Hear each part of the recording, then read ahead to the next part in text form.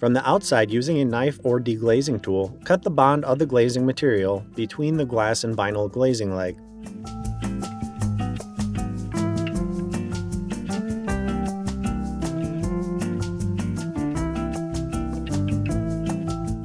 From the inside, carefully remove the 4 pieces of vinyl glazing bead.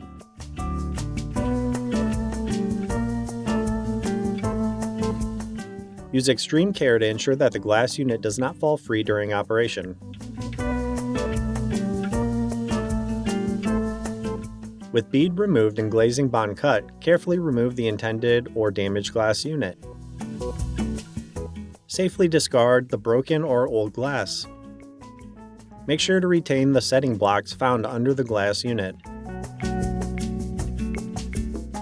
Using a utility knife or scraper, remove all the remaining glazing material from the vinyl glazing leg.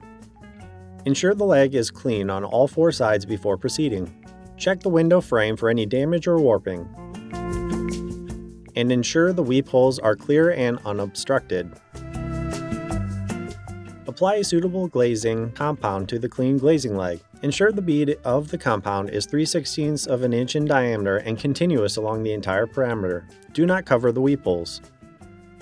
Place 1 setting block on each end of the bottom of the frame, no more than 1 inch from each corner. Ensure blocks do not obstruct the weep holes.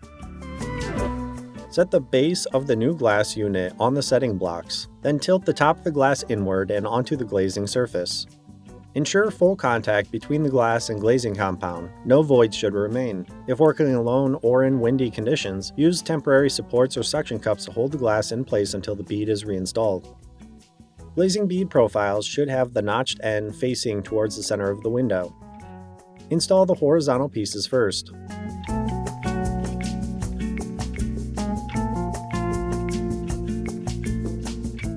Then install the vertical pieces. If any bead is damaged during removal, cut spare pieces to length on site.